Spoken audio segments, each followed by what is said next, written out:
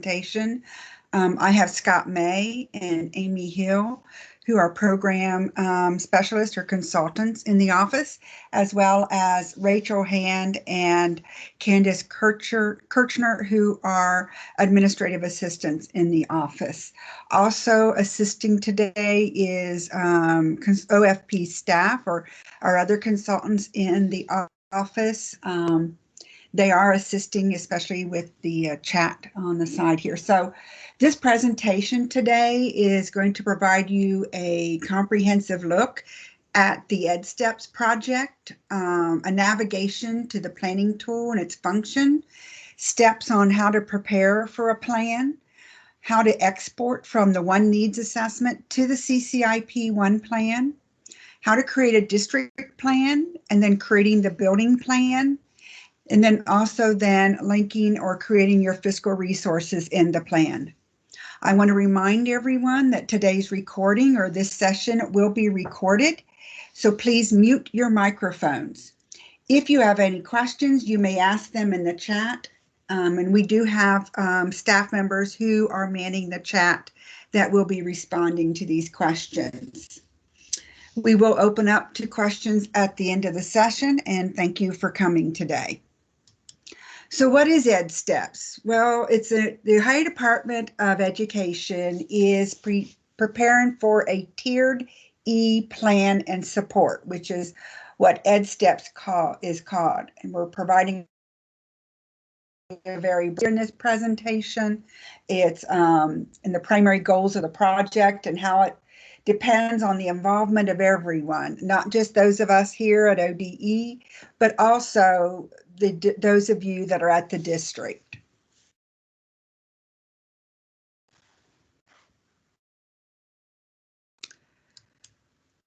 Before we dive into EdSteps, we want to take the opportunity to first acknowledge all the great work that is occurring to implement the strategic plan, Each Child, Our Future. EdSteps is another way to support the Ohio Department of Ed's strategic plan. It will link all the core principles, the 4 learning domains, and help with the 10 priority strategies. With EdSteps, we are identifying areas for improvement and working collaboratively to support our stakeholders in their continuous improvement efforts. We're going to go over some of the improvement areas that EdSteps will target.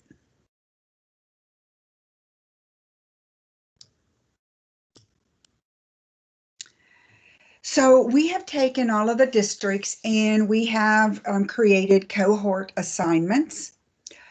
All organizations that currently have a consolidated funding application, including LEAs, ESEs, and DDs, have been assigned to one of 3 cohort groups.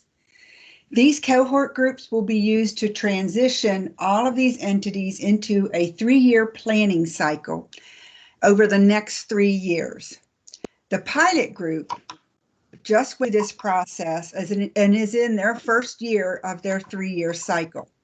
They will join cohort 3 in 3 years for their second cycle of the 3-year planning. Each cohort group has approximately 350 organizations.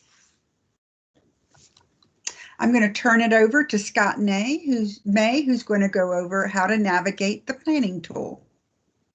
Thank you, Diane. In this next section, we will focus on the navigation of the One Plan and the functionality that's available for our end users. The OEDS roles are very important as the permissions are control through the administrator, the OEDS administrator in each one of your districts. The following roles are assigned at the school level. The principal's role, this automatically gives you the data view and the entry access for a specific school. It's important to remember that we don't add additional roles with that because it can cause conflict. So please do not additionally assign any data entry or data view planning roles with the principal role. For those that are not principals, the data entry planning in the CCIP, and that's the name in the OEDS, provides the view and entry access for specific schools that are identified at the district OEDS level. Again, please do not additionally assign any data view role. The data view planning CCIP, this provides a data view only access for that specific school. At the district level, the superintendent's role automatically gives you that data view and entry access for the district and all the schools in the district.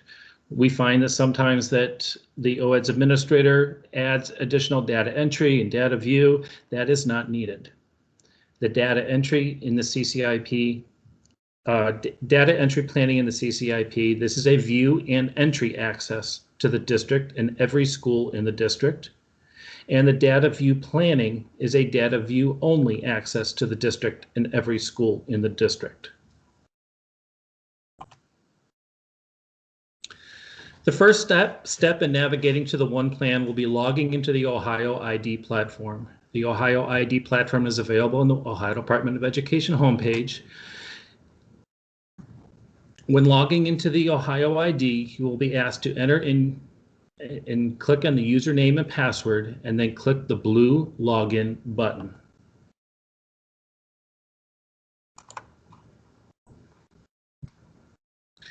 By clicking in the blue menu across the top, click on the Sites and Applications page and then the CCIP tile. Other tiles are also present in the assigned by the OEDS roles assigned at the district level.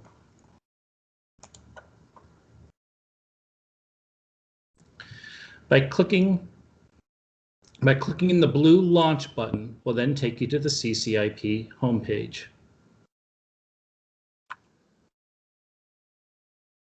This is the CCIP homepage where the various functions and communications for the CCIP are housed. By clicking on the blue menu field, the various components in the Consolidated Continuous Improvement Plan, or the CCIP, can be found. Click the Planning Tool component, and then clicking Planning Tool after the flyout menu appears. This is the view of the Planning Tool landing page. Here you will find the current year with the future and past plans that have been created. This is a listing of the districts assigned cohort and the status of the plan review. Districts have been separated into the pilot along with cohorts 1, 2, and 3. You can see the documentation on the EdSteps webpage for your fiscal year assignment. The district's past 2 years differentiated support status can be seen here. And clicking the district agency link with the view will give you the view of the district's comprehensive one plan. By changing the drop-down menu and clicking on the school link, the comprehensive building plans will be viewed. In the district plan, this is after hitting the district agency button, plan items are displayed and edited from the landing page. Users have the ability to expand or collapse all goals, strategies, and action steps. By clicking on the individual plus sign to the left of the goal, strategies are all available in view and editing for the fiscal resources assigned to that goal. On the one plan, goals are divided into those that are created in the plan and those that are populated from the export of the one needs assessment. Smart goals with the trash can are those that are created in the one plan by clicking on the Create Smart Goal link.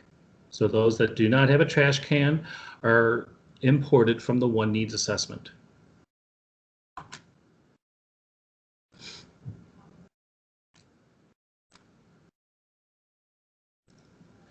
This is an expanded view of a goal. In the expanded goal view, this is the SMART goal. The strategies are below it, marked with an S. And the fiscal resources, notice the plus sign next to it to expand it. And the action steps are available for editing and viewing. Each individual goal will have the same components listed.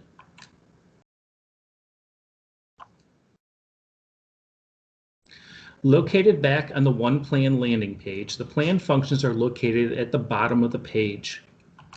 The ODE Plan Review Status link tracks the inter-office review status during the required cohort year.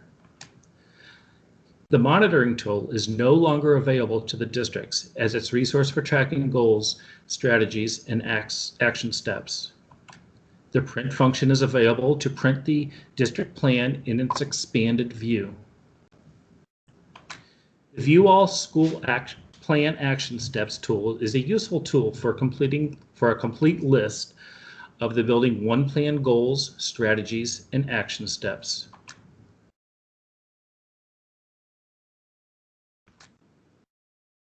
The 1 plan currently has its own history log used for your cohort year for communication and status records.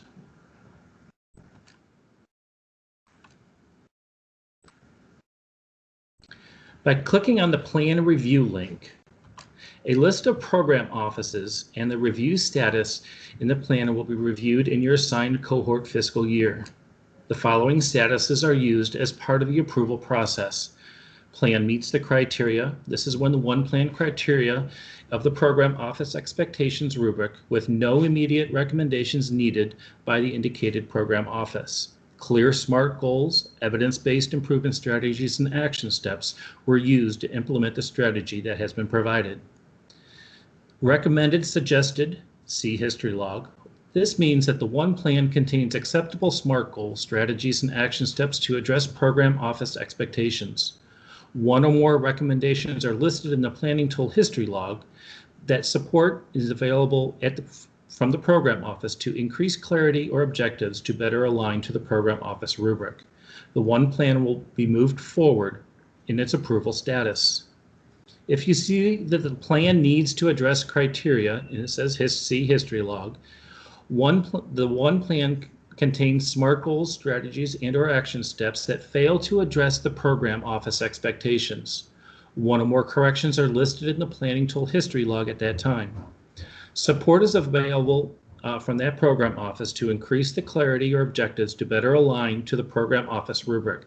The plan will not be moved forward for approval until the corrections are addressed. If you see plan not reviewed, this simply means that the 1 plan criteria has not been reviewed by the indicated program office. The status will change as the program office reviews your 1 plan. Check back the status as it'll change in the planning history log note for future information. If you see plan review in process, that means the 1 plan criteria is currently being reviewed by the indicated program office. The status will change as the program office reviews your 1 plan. Check back the status change as the planning tool history log notes for future information. And if you see the NA, this means that the 1 plan criteria is not available for the individual program office. At this time, no additional further action would be needed.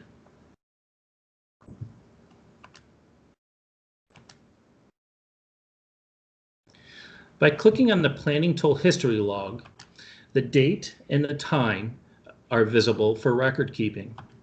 The user is then listed. All comments in the status and changes are listed in the large section with the details and an explanation. Comments will at times list the context, recommendations, and corrections needed. If you see the attention needed checkbox, it is a tool that is used to prioritize history log notes. Check boxes are important and yield attention. Click on the Create Comment link to add a history log note as part of your 1 plan.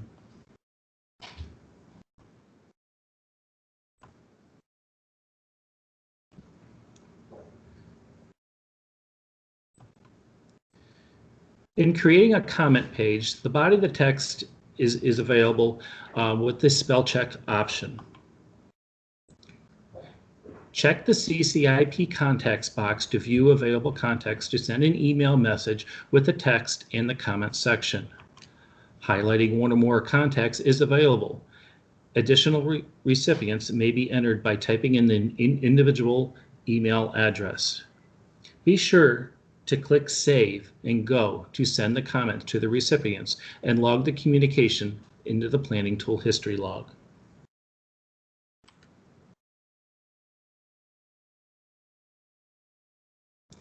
So this next section is what we're going to do to help prepare for the plan. The section will focus on understanding SMART goals. This is kind of a 30,000-foot view. We'll get more in details as we get into the building of the district and building plans. Understanding strategies, action steps, cleaning up the action step bank, and the timeline. So what is the One Plan? The purpose of the One Plan is to create a one centralized plan that encompasses all the plans the districts currently have into one comprehensive improvement plan.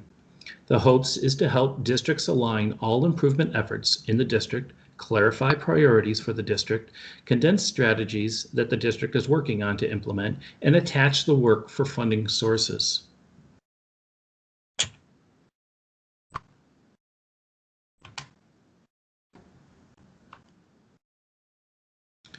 In order to best understand what to prepare for, we must understand the overall process. All districts must complete a One Needs assessment. 2, all districts must complete a comprehensive One Plan that reflects the needs assessment with SMART goals, evidence-based strategies, and action steps that are specific to each building as required. Goals can be written for 3 or more years, as we know that change takes time. And 3, all districts are required to complete the application, meeting the intent and purpose of each of the grants that is aligned to the comprehensive plan.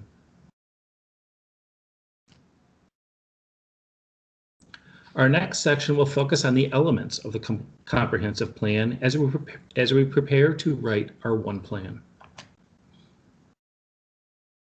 The One Plan is a systemic, consolidated district planning tool for all district operations, strategically aligned to funding and resources, and focuses on improving outcomes for all students. We recommend 3 to 5 good SMART goals focused over a 3-year time frame that aligns to the One Needs assessment. For a reminder, a SMART goal stands for specific, measurable, attainable or achievable, realistic or relevant, and timely. An evidence-based strategy are research-based. In the state of Ohio, we have 4 levels. Level 1 being heavy or strong research, to level 4, where the district will be conducting the research and collecting the data for the conclusion of effectiveness. Action steps are the specifics of how you will implement the evidence-based strategy. As action steps, noted as AS in the plan, are driven by a root cause identified in the needs assessment. They clearly describe the action steps the district or building will take, as well as when, for whom, and how often the actions will occur. There should be leadership in the TBTs, BLTs, DLTs portions of the process that will ensure professional development and sustainability of the plan. Ongoing progress monitoring is used as an actual implementation, but more importantly, as a reflection for change in the students and adult implementation measures. Improvement areas exported from the One Needs assessment are organized sections around improvement activities and topics that encompass a variety of needs.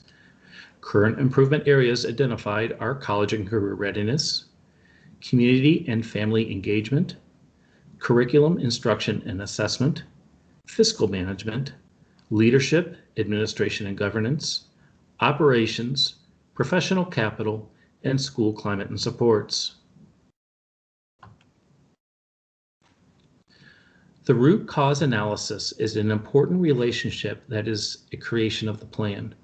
The root cause analysis focuses on the system challenges, not the symptoms. Keep in mind your sphere of influence and focus on the change of adults and not the students. Emphasize what you can control versus what you cannot control. The symptom can be reduced or eliminated if the system challenge is addressed. Multiple root causes are common in complex systems, such as education. Our next section will focus on preparing the action step bank for buildings and future plan writing. Districts may want to clean up the action step bank prior to starting the writing of the One Plan. Many previous used action steps will no longer be used. You can edit the action step bank by clicking on the blue menu field and then clicking on the planning component and then click Action Step Bank after the flyout menu appears.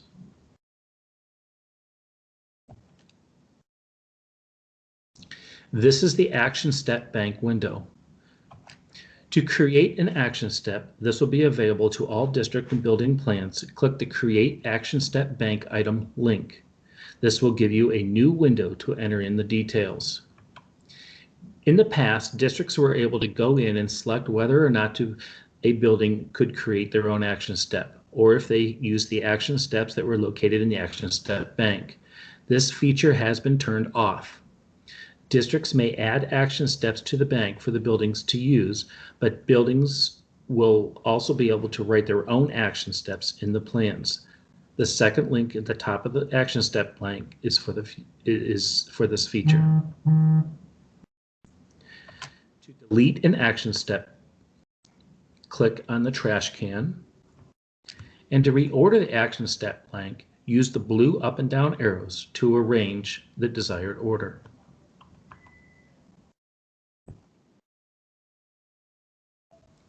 This is the new window to create a new action step to be saved in the Action Step Bank. Enter in the title of the action step in the text box provided. The spell check tool is available if needed. Enter in the action step description here, and then be sure to click Save. The timelines are modified from previous years as we started the inter-office program review of the One Plan. As you can see, letter A spans from November through December. During this window, the One Needs Assessment is released. The district or community school, along with the buildings, should start to work collaboratively on the process and begin identifying the needs and root cause. All districts must use the One Needs Assessment tool. Letter B spans from January through February, where all districts are placed into one of 3 cohorts to transition to their 3-year planning. Cohort 1 begins their 3-year planning starting now in January of 21. Letter C is during the month of March, during your assigned cohort year, which would be this cohort 1, districts and community schools in the building plans are due by March 31st. Use the information from the One Needs Assessment and One Plan to begin thinking of linkage to the funding resources, including the state, federal, and potentially competitive funds. Excuse me, was that deadline changed April 30th? That what? Yes, it has. Thank you. Letter D window is in April through June. During this time frame, the department review and support of the cohort plans takes place. Be sure to address department cross-office feedback on the submitted plan. This is located in the planning tool history log. Prepare for estimated funding levels to be released in May or June for the completion of the various grant applications. Due to COVID-19, it has been decided that the Cohort 1 district and building plan submission deadline will be Friday, April 30th.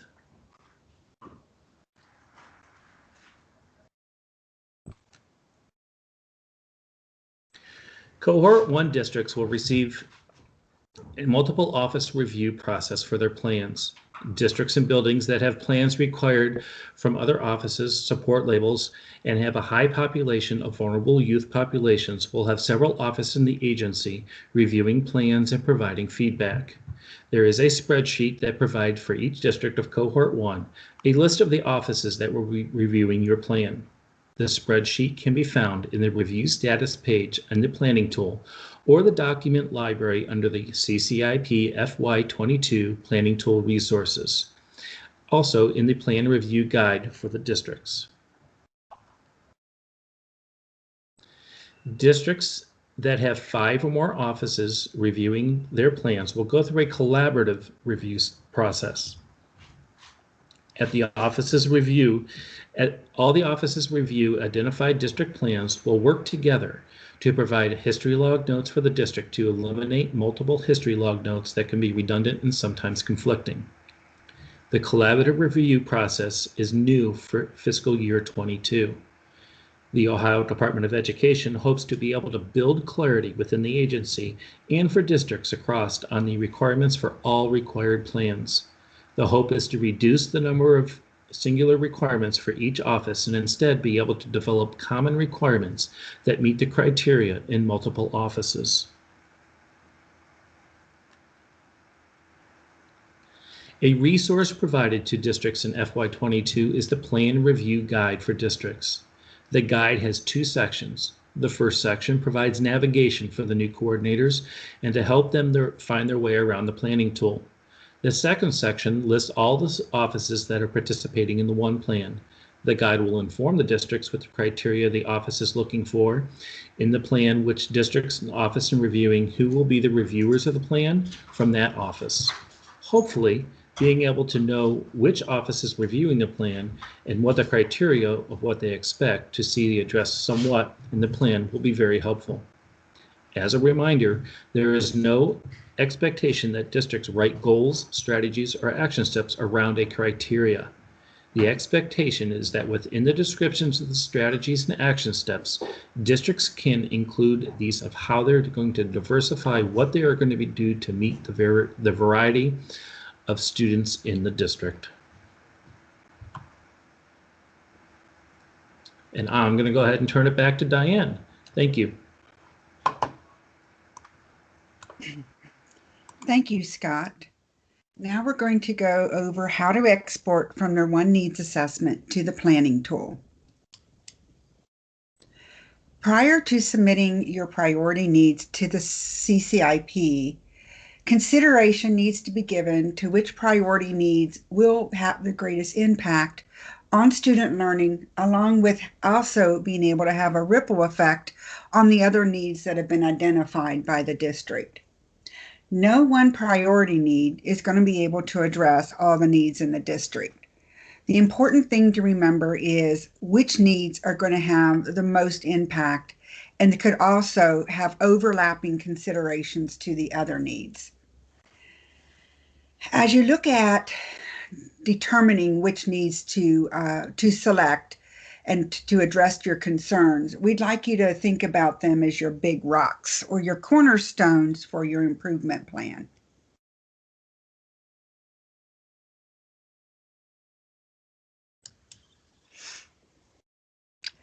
The priority tab in the One Needs assessment actually is where the plan begins. On this tab, you're going to select out of the priority needs that you have identified as you've gone through the needs assessment, which one of them are going to be those needs that you're going to address over the next 3 years. You also, on this tab, want to look at your root cause analysis and think about what other improvement areas you're going to need to address and able to really address those items that are in the root cause analysis. For example, as you look at college and career readiness here, under early warning system, the priority need is your early warning system. The first topic then is going to be college and career readiness, but this district has also selected that they also feel as if they need to involve community, family engagement, curriculum instruction and assessment, and leadership, administration, and governance to address the root cause analysis of this priority need.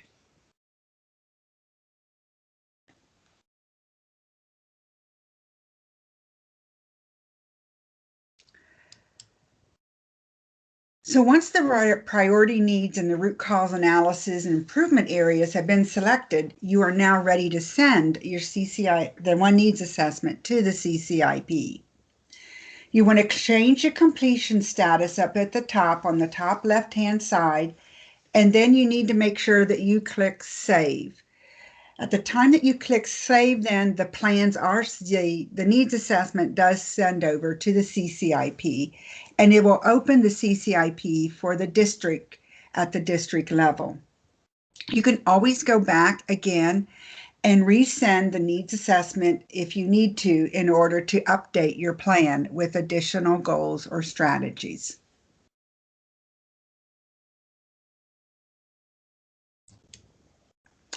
The needs assessment becomes embedded now into the plan itself. In FY22, there is no longer a link that was before for the needs assessment. You're going to find that your needs assessment is embedded with each of the goals. So the priority need now populates the title for your goal, whereas each of the improvement strategies that you selected on your priority need tab in the one needs assessment becomes your strategies to address in the goal. The root cause analysis also is pulled over with the needs, with the priority needs and the strategies, and it falls underneath your SMART goal statement. So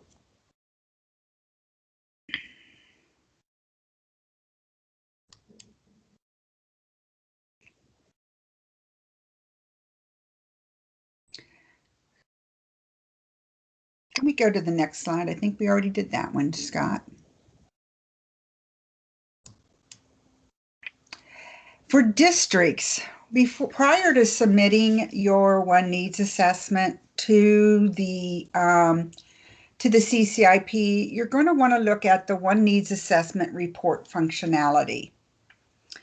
It is a new item that's been added to the one needs assessment that allows the district to analyze priority needs and root causes from all the buildings in the district. The district can run a variety of different reports with this tool that allows them to look for some commonalities and areas of support that the buildings across the district may need. May I ask a question? Go ahead. I just want to make sure this is a two-step process then. We identify something as a priority need, and then that will make a list at the end of the one needs assessment of what we'd identified as a priority need, but nothing goes over to the one plan until we click the send to CCIP. That's correct. Thank you. To find the report function, you go into the needs assessment, and now you will see at the top a tab that says report on it.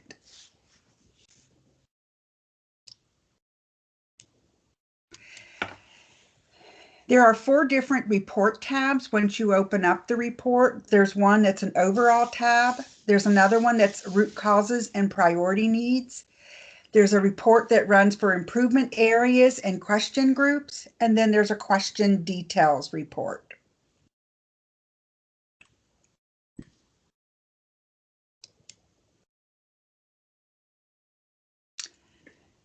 You'll be able to look at within the report, you can run filters on all of the different on the reports to run it by buildings, to run it by priority need areas, to run it by improvement areas. You can run reports that would be specific to the different grade spans, however you want to need to run these reports.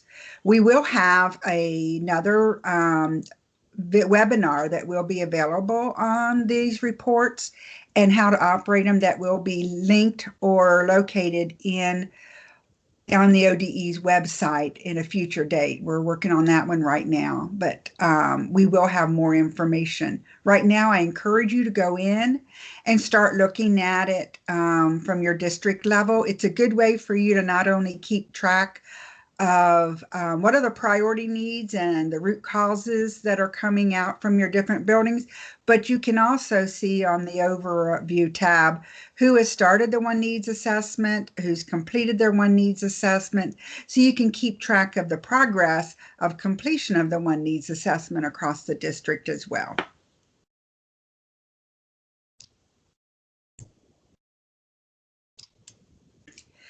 Because the CCIP has been around a while, there is a process that you want to make sure, a progression, in order for the plans or the needs assessments to go over to the CCIP. We recommend that the buildings complete their one needs assessment, and then the district reviews what the building reports, and then it completes the one needs assessment. The district then would submit the one needs assessment to the plan, which then will open up the CCIP planning tool. Buildings, once the district has submitted their needs assessment, will be able to submit the building's needs assessment. In other words, if the buildings submit their needs assessment prior to the district, the CCIP planning tool is not open. So there's several ways that a district can choose to do this. You can ask your buildings to wait until the district's one needs assessment is completed. And then after the district has sent it on and opened up the planning tool, let your buildings know that it's open and they can go ahead and now send it over to the CCIP or the district staff. Once it's all done and the district has completed, they have access to district and building needs assessments. They could actually go in, send over the needs assessment from the district, and then send each of the buildings over, and then let the buildings know that they're ready to now start working on their plans. So now we're going to talk about creating the district plan and the steps that are involved in creating a district plan.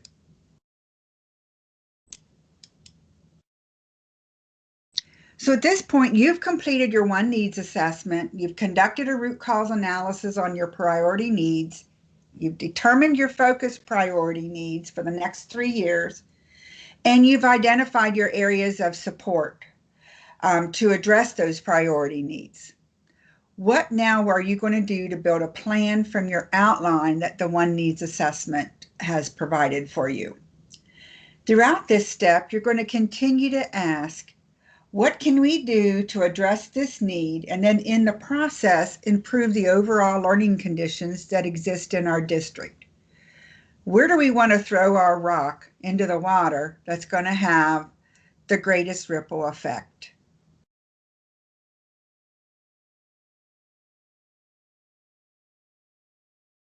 So again, in the big picture, your priority needs become your SMART goal. The primary improvement area, which is the improvement area under which the priority need sits, becomes your first strategy. And all the additional improvement areas that you've selected over in the one needs assessment become the strategy topics or titles in your plan.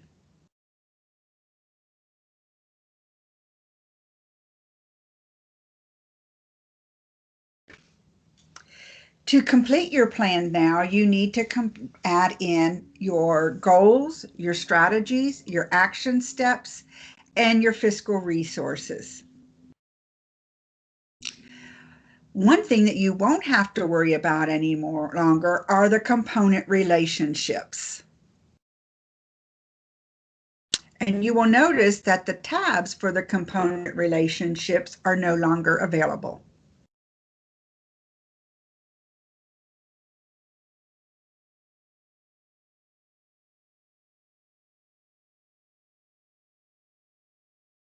Next slide, please. Thank you. In the plan review guide that has been provided in the document library, there is a component crosswalk. I know that several of the districts, you've asked for this. Where are these components addressed in the one needs assessment? So we have a crosswalk with the required components that are embedded within the Elementary Secondary Education Act, with where they are located in the process of Ed Steps or in the one needs assessment.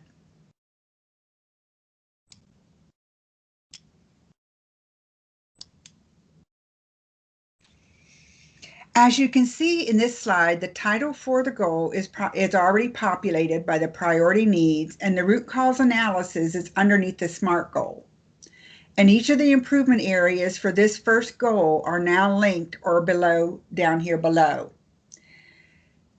The CCIP Needs Assessment Planning Tool is no longer available in the planning tool itself. It's already embedded into the plan. To create the goal, you need to click on the underlined title of the goal.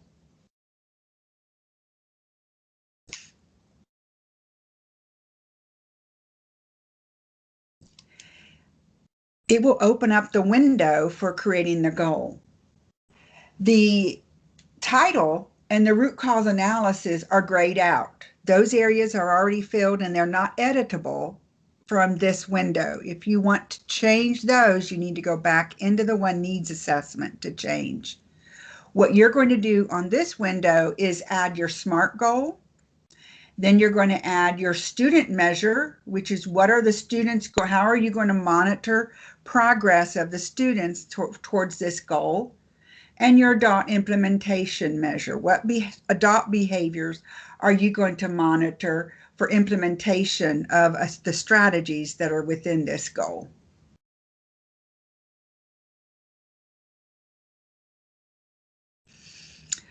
Again, a SMART goal is something that is sustainable, it's measurable, it's attainable or something that you're able to achieve, it's realistic, it's something that you can achieve, and it's reliable. You know that if you're able to achieve this, it's going to have an impact, and it's also timely. It's written within a time frame.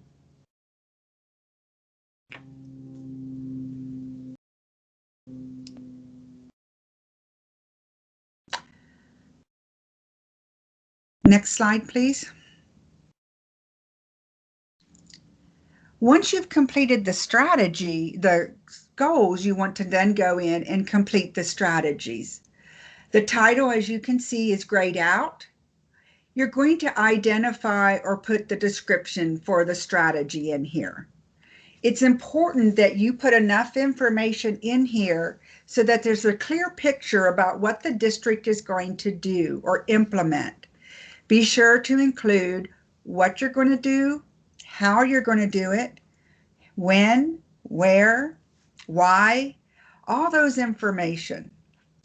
Down below, you will see that it's also going to ask you to identify if there's vulnerable youth populations that are specific for this goal or that may be a focus for this goal.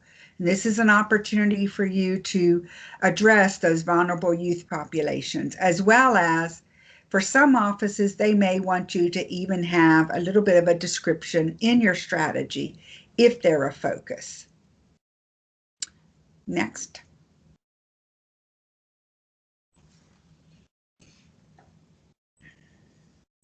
So for your strategies, they come from your improvement areas out of the needs assessment. And again, they must tell what, how, when, where, and who. We recommend about 3 to 5 strategies per goal. You don't want to have too many strategies. You want it to be something that you actually can do within a 3-year span.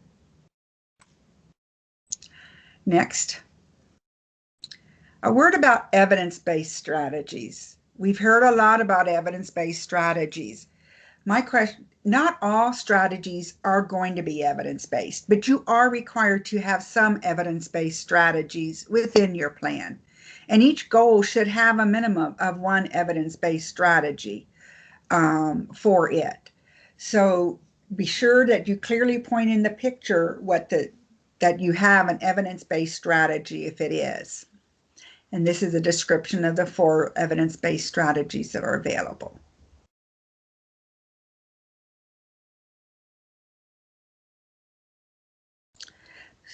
Action steps. Once you've added your strategies, you want to now go in and add the action steps for the strategies. And the action steps really kind of give a chronological aspect to the time frame of implementing the strategy fully. Once you open the action step window, you're going to give it a title. You're going to give a description of the action step. And if for the district, you can also add the action step here to the action step bank by simply clicking the box down at the bottom. So it'll pull this information up into the action step bank for you, for the buildings to be able to select from if you would like them to be able to do that.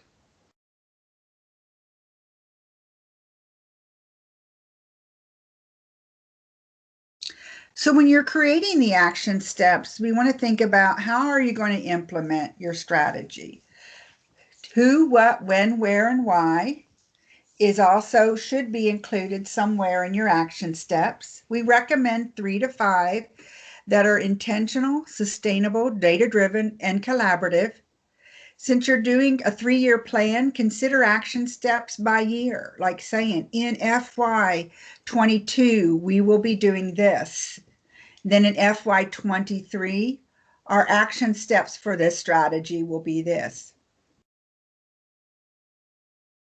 Thank you, Scott. Next.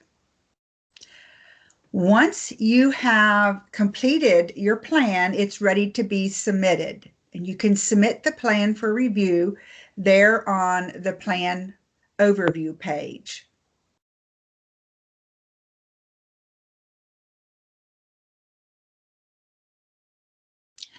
There is an additional window that will pop up at the district level this year when you go to submit your plans. You will have a window to confirm that the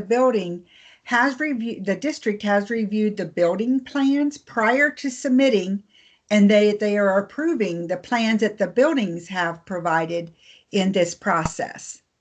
So you check this box and then you would hit confirm. If all of your building plans are not completed yet, we recommend that you wait until they are done, or if it's getting close to the June 30th date, which I'm hoping that would not occur since you have an April 30th date,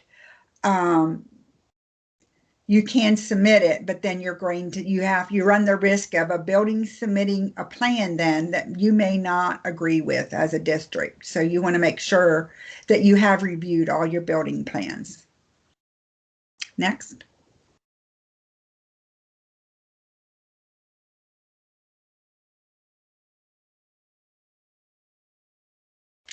There are resources for the one plan. They are located in the document library underneath the CCIP, and there's a folder that says just FY22 Planning Tool Resources. You can find the resource guide, the Excel spreadsheet, the school labels flowchart, glossary there, FAQ document.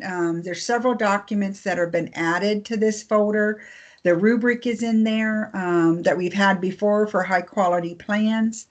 So there's plenty of resources for you to use in order to assist you, as well as your federal programs consultant is always a great resource to use. Next. Now we're going to talk about creating the building plan, and I'm going to turn it over to Amy. Thank you.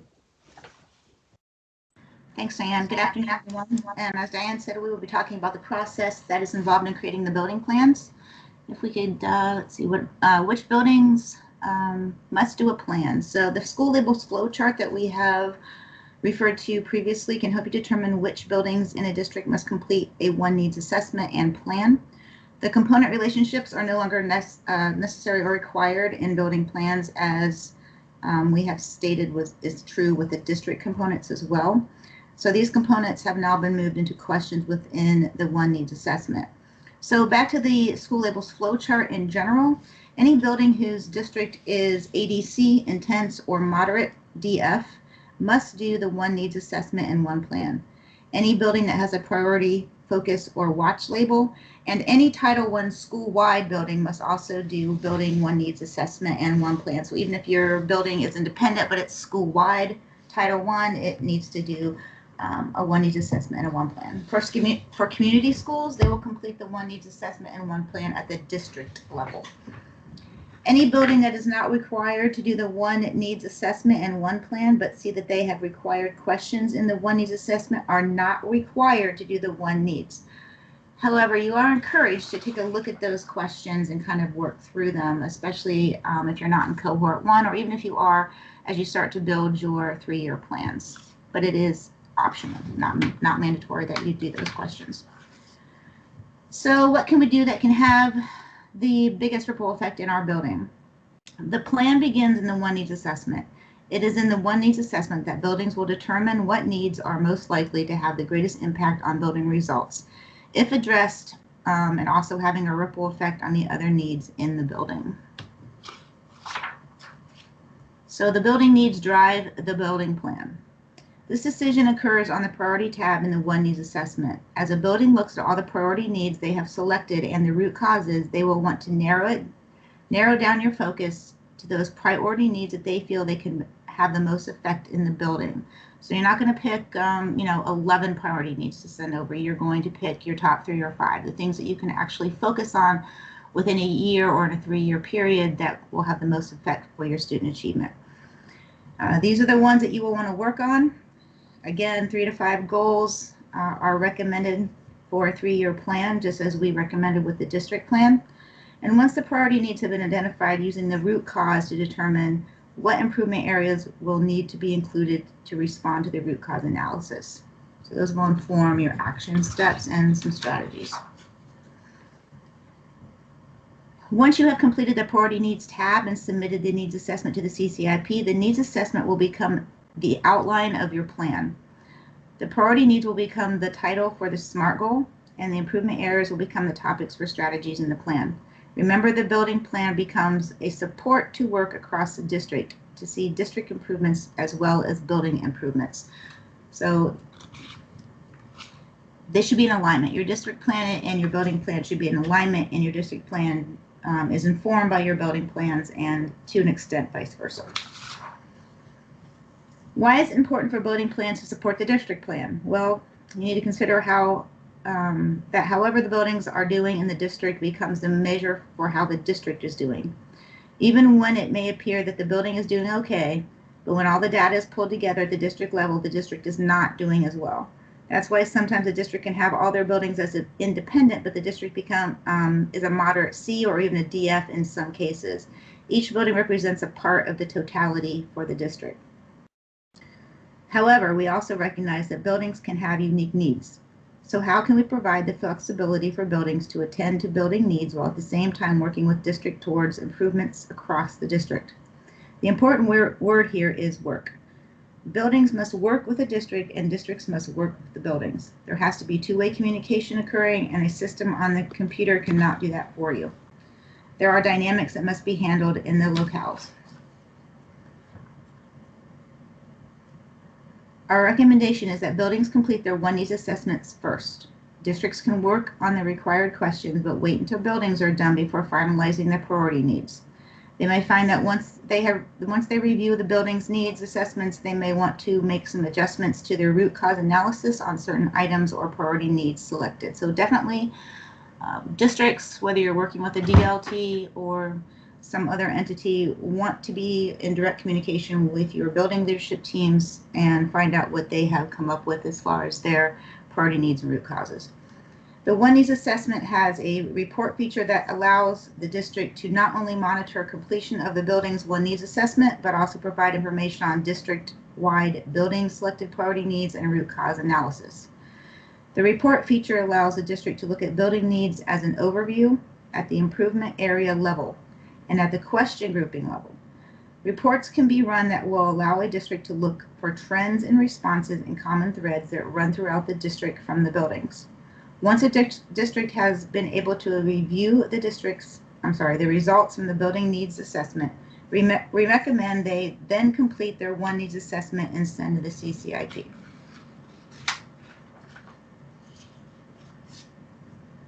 Opening the building plan. Plans begin on the priority tab in the One Needs Assessment, and the district must submit their One Needs Assessment prior to the buildings to open the planning tool. There has been some confusion on that already. Districts must submit first in order to have them open for buildings to go in and complete. Some people have seen an error message, priority needs cannot be exported to the CCIP. The error exporting O&A priority needs data to CCIP planning tool. And I think that is where we are addressing that that the district has to send over their needs assessment and open up their plan first.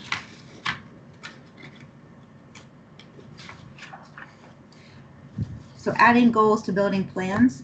The building plan is similar to the district plan. The priority need and root cause analysis will export into the goal. The buildings will need to write the SMART goal, student measure, and adult implementation measure for the building.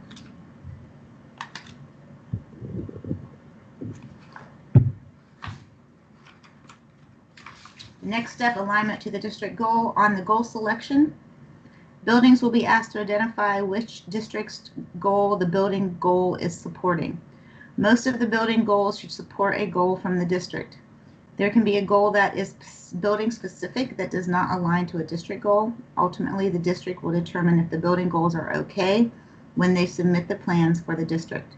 If a building wants to go beyond what the district is trying to do, it is best to have a discussion with district staff so that there is clear understanding about what the building is hoping to achieve. Here's a building goals for instruction. The building has selected ELA and educator equity as two district goals their goals support. So you can see how it aligns where it says district supported goals. That building is supporting the ELA and educator equity goal of the district. Adding strategies to building plans. Once a goal is completed, the building will need to complete their strategies. The title for the strategy is exported from the One Needs Assessment improvement area selected on the Priority Needs tab. The building will describe what they are doing in this area to meet the goal and then identify any vulnerable youth populations that may be a focus for this strategy as well.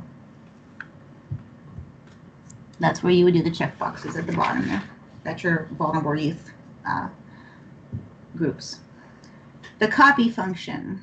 There's a copy function in the CCIP planning tool. Buildings can copy strategies they are implementing to other goals within the plan if a strategy will be utilized across several goals. Next to the strategy, select copy. You can see that there on the slide. In the window, select a goal that the building wants to send the strategy to and hit copy. Make sure you're in the correct fiscal year. Make sure you have chosen the correct goal. And then at the bottom there, if you'll go back for a second, please, it does say copy or cancel. You do want to make sure you hit copy down there at the bottom. Thank you. Okay, adding action steps. At the building level, there are 3 ways to add action steps. First, the district can add the action steps by selecting Create Action Step within the Planning tool. In the action step window, the building will provide a title for the action steps, describe the action step by describing how, what, when, where, and whom. Much the same as you've done prior. Another way to add action steps would be to select action steps from the district's improvement plan or the action step bank. If we could go to the next slide, that'd be wonderful. Thank you. In the action step bank, you can click on the recommended action steps and drop-down list will appear that provides action steps the district has provided in their application. If a building is using this method, they should check with the district to make sure the action steps in the bank are current action steps. When you select a recommended action step, it will populate with the title and description for the building. The building may edit the action step once it has populated the fields in the action step window. So you can pick the title, but then you can edit some of the underlying areas there as far as the description and your benchmark indicator. Again, make sure you're at the bottom there clicking save, or else it won't save for you and you'll be aggravated. All right, the third way, copying function for action steps. A third way that a building may add action steps is to copy the action steps from the district or other buildings or other goals and strategies in their plan. They can also copy action steps from previous year's grant if those action steps are still relevant. To copy the action step, go to the plan you want to copy the action step from. So you want to make sure you're choosing the right fiscal year for where you want to copy that action step from. And then select copy. Then in the drop-down box, select the building or district plan, the goal, and the strategy that you want to copy the action step to. Remember that the copy function currently only copies to and does not copy from. You can send the action step to another strategy, but you are not able to take one from another plan. To copy, you will have to go to the plan you will send the action step. To copy, you have to go to the plan you will send the action step from to your plan. And again, hit copy at the bottom. plan function. So you'll see ODE plan review status, the print, and the change log. Other areas within the building plan that can be helpful are in the plan functions section. This is on the building plan overview page, just as you would see it on the district plan overview page, located at the bottom of the page.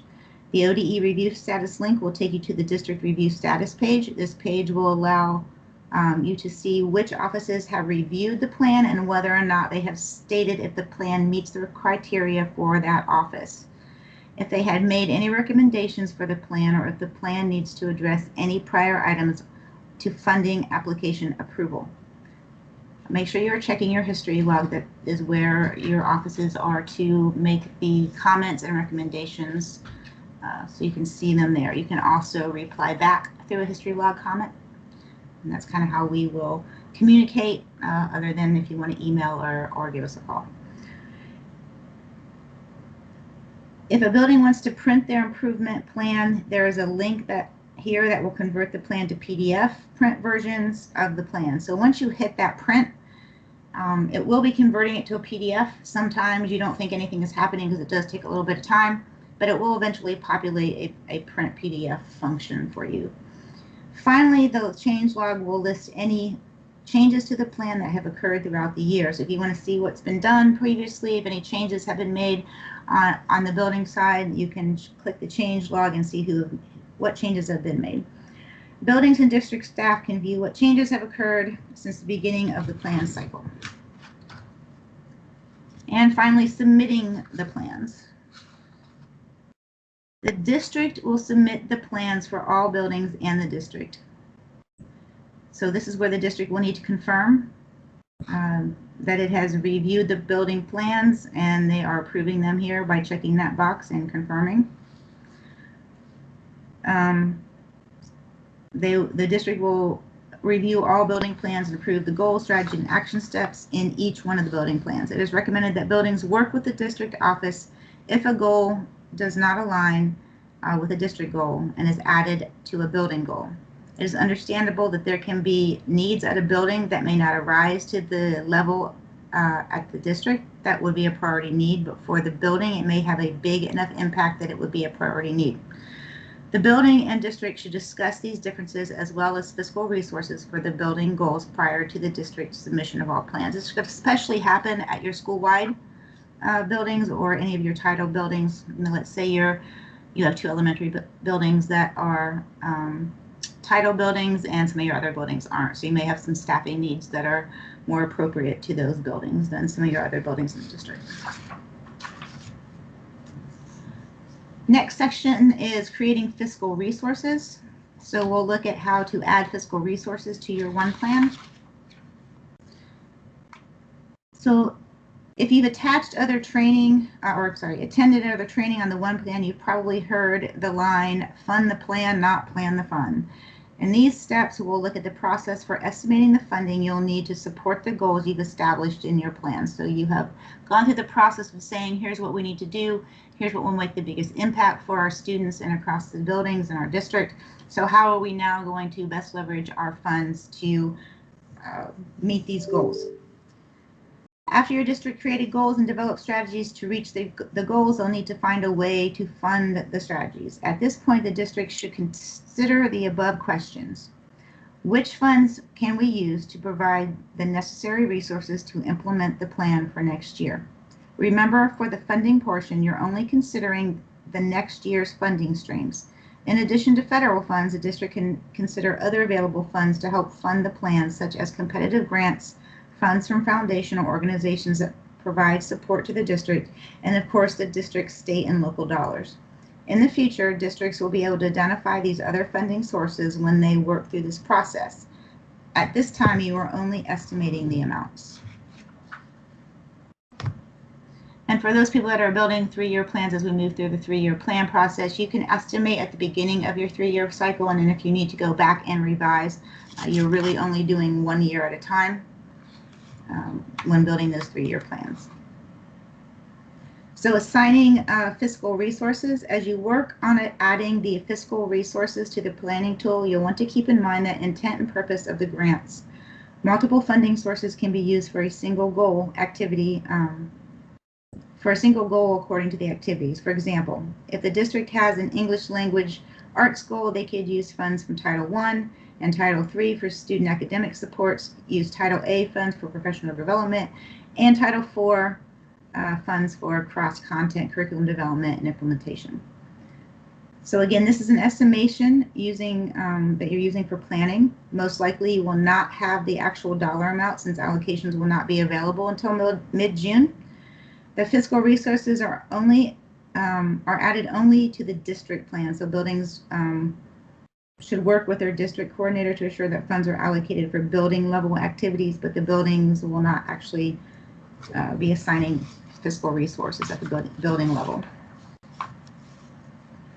In the planning tool, you'll create a fiscal resource for each of your SMART goals. This will look familiar. This has been here previously in the CCIP. Completion of the fiscal resources required prior to submission of the application, as these link the SMART goals to the funding application you'll complete later. The link to create fiscal resources will display when you click on the plus sign next to the goal. To create the fiscal resources, click on the link shown here. And again, that's something that is not necessarily new. You've seen that in the CCIP planning side before. Excuse me. When you click on Create Fiscal Resources, a pop-up window will open with a funding application drop-down and a grant drop-down. Choose the grant that the district plans to use to fund strategies for that SMART goal and enter your estimated amount in the 2022 cell. Enter only dollar amounts, not cents, in your estimate. While only one grant can be selected at a time, you can create multiple fiscal resources by clicking Create Fiscal Resource again. So for every grant you want to add, 1, 2, 4, 3, you need to click that Create Fiscal Resource for each one of those and choose the appropriate grant from the drop-down menu. If you are creating a 3-year plan, please enter amounts for the next 3 years. That's going to be a little difficult, but do the best you can. This is an estimate and it is editable later. These estimates can be revised in the future, as I just stated. So funding the plan. Now that you've assigned fiscal resources to support the SMART goals in your plan, you can use that information to develop your budgets.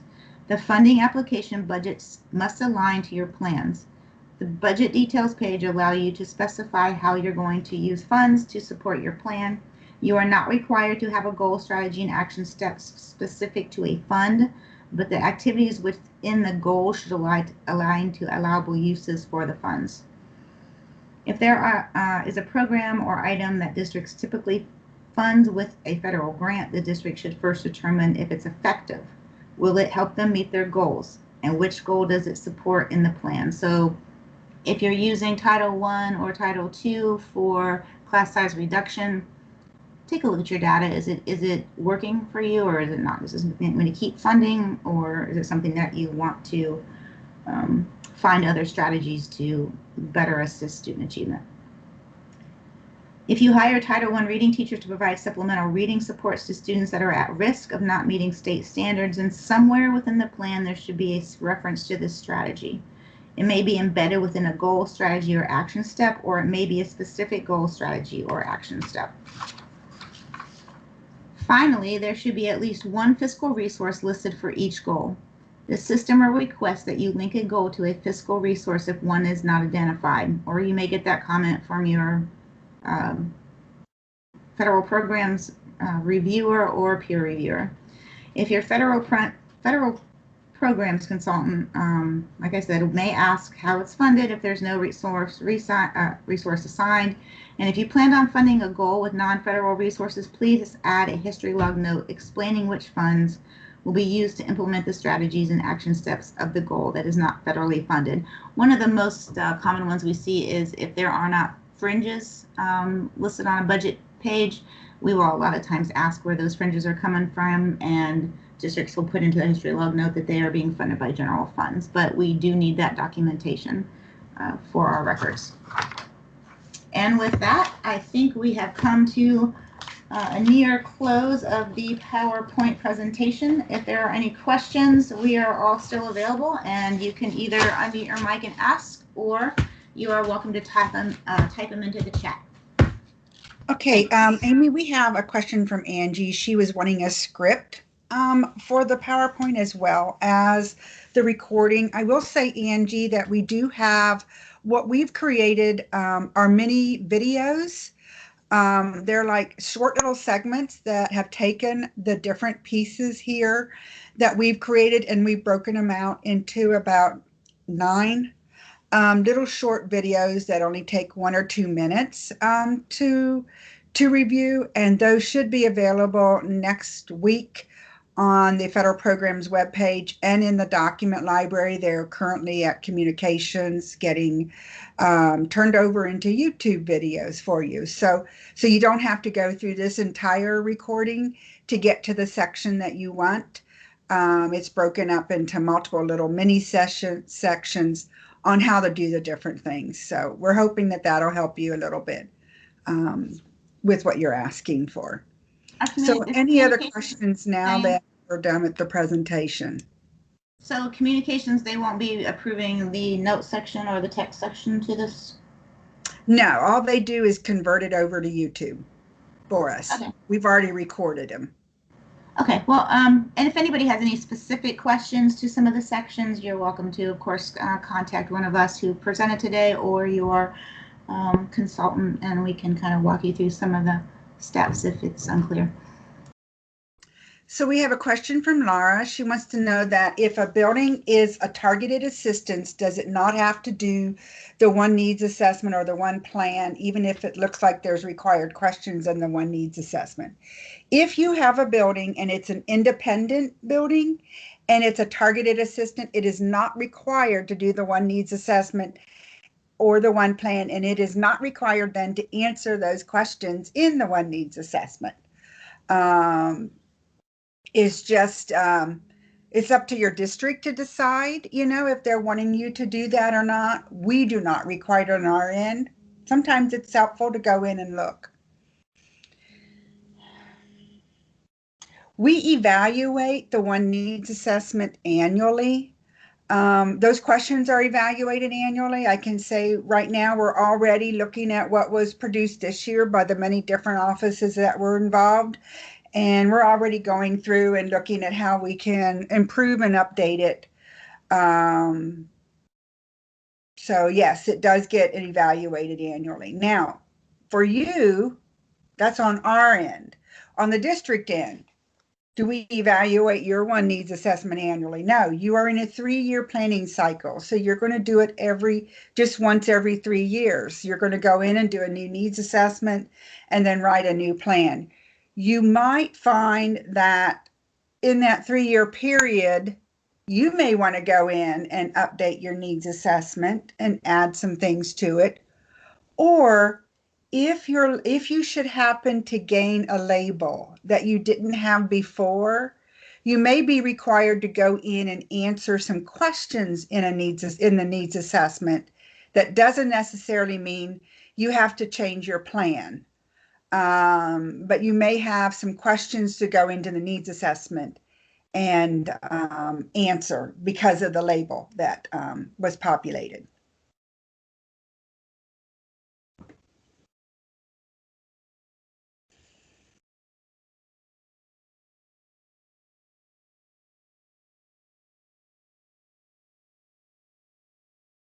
Any other questions? I know there's been, I think it was James up there that had a pretty good, snapshot of the process. The district and the buildings can be working on the one needs assessment at one time. It's just before the buildings can send to the CCIP, you can complete your one needs assessment, but to hit that send to the CCIP, you need to wait on the district to complete theirs and send theirs. And then once the district is done, you can all send your needs assessments over. The district needs to send theirs first, though. How do you determine which office reads our one plan first, second, etc.? So it's simultaneously. We we don't want any one office to be holding up another office in the review of the plan. So if you're not in the collaborative review process, which means that you have 5 or more offices reviewing your plan, then it's really going to be just up to the office when they go on and review the plans. I will tell you that in this first cohort, we only had 16 districts that have more than 5 reviews, 5 offices reviewing. I think it was, and Scott, I think you were in the meeting. I think it was like 153 of you only had the Office of Federal Programs doing the review. And then there was another like 147 that only had 2 offices doing the review, which would be the federal programs and another office. So if you look at the spreadsheet, you'll get a pretty good idea of who is reviewing your plan, and then you can go to their rubric and see what they're going to be looking at.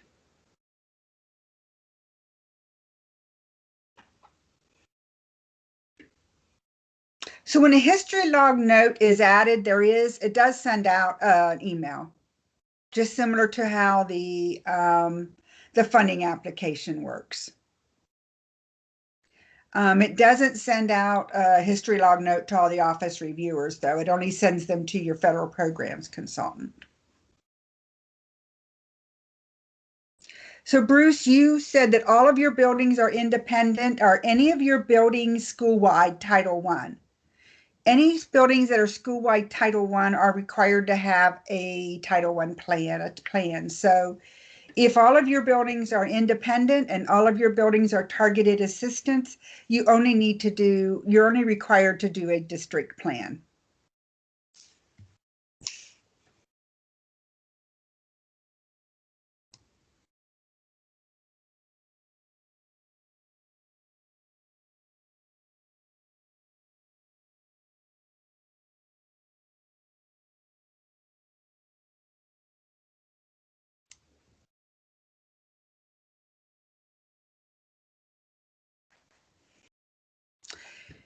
So if you have a moderate DF building, then all of your buildings are required. If your district is moderate DF, that's correct, all of your buildings are required to do a plan, because those buildings results, if you remember that little slide that we had in there, the building results feed the district's overall results. So those buildings are required then to have a plan, because the district has received a moderate DF, which means at the building level, it looks okay, your numbers and your scores. But when you put all that together at the district level, suddenly there's a problem. So it's a systemic issue that's going across the building that's not showing up at the building levels.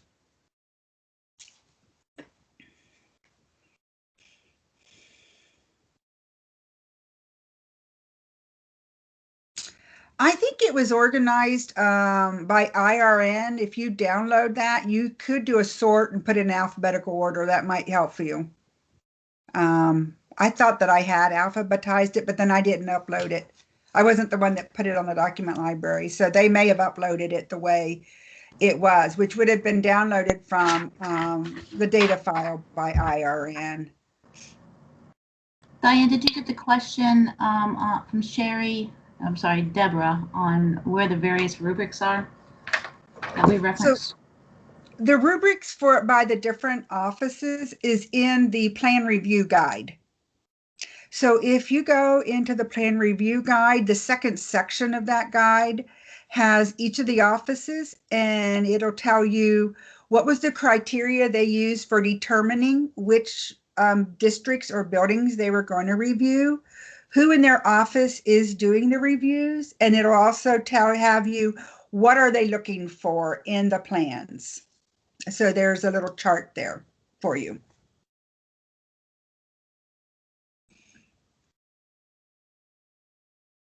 Thanks, Amy.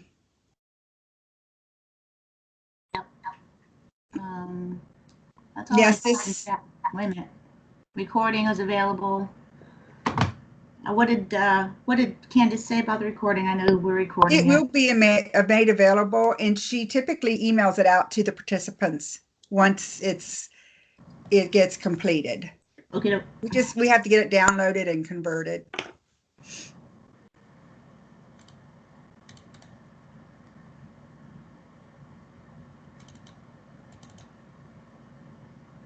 That's all I see in chat right now. Thank you. We hope this was helpful. But just like you, we are all looking forward to a new system. What we want you to do is give us feedback on how this worked for you. How did it work having the needs assessment really help you with creating an outline for writing a plan? And the process itself, what are some things we can do with the process? The overall goal is that there's going to be one plan. There's not going to be multiple plans that you're going to have to write across the district for all the different requirements. So we're really working hard at getting everything embedded within this.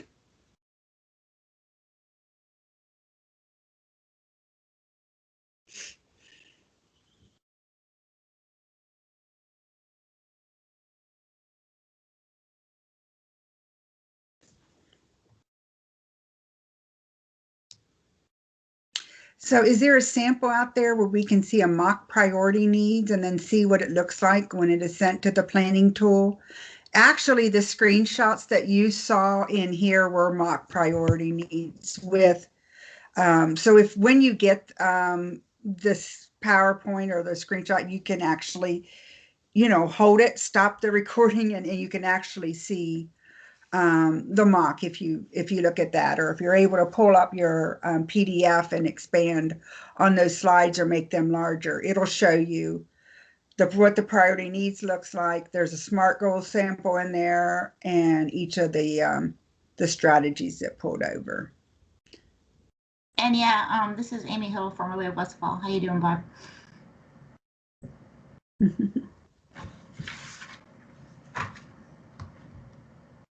Westfall. Barb was my SST consultant when I was a newbie at the Westfall? Federal Programs Coordination at Westfall. And you had big shoes to fill when you went there, Amy, I'll tell you. Oh yeah, Deborah. Yeah, Debbie. Yes, Debbie. you did. And Barb helped me out a lot getting us on track with our BLTs and DLTs and working through our process. So good. Yeah, so yeah, now you can reach out to me. So yep, sure thing. What goes around comes around, Barb. I owe you one.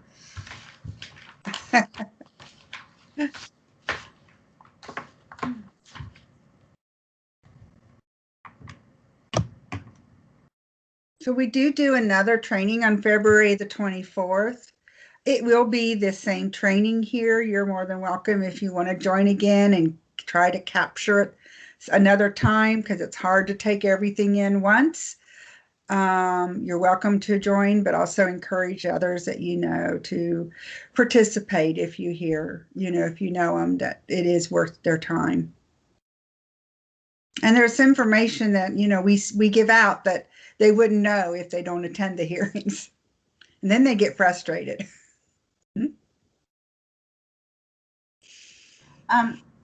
Let's see. We have a request to be added to Kidder B at Arcadia Schools would like to be added to email list.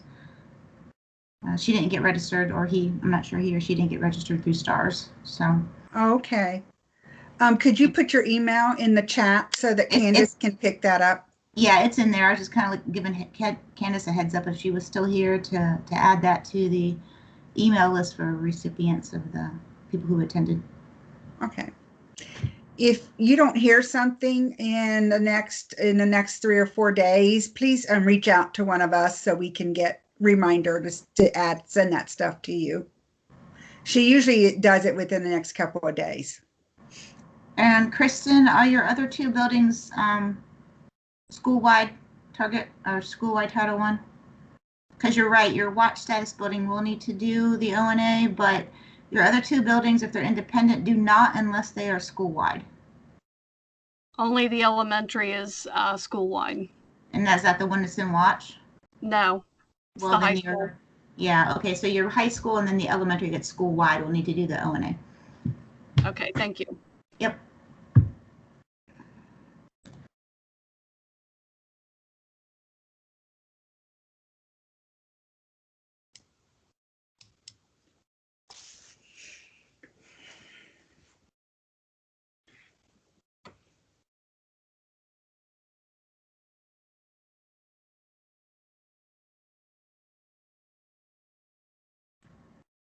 That's all I see, Diane.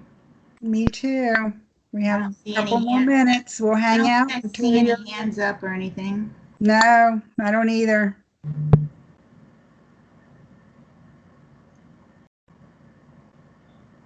And our numbers are dwindling quickly down to Yeah, I was 30. gonna say they're dropping like flies.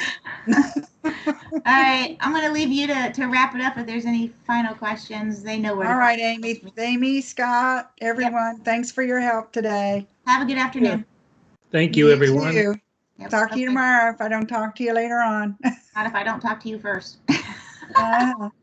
Bye. Bye-bye. Bye, Sherry.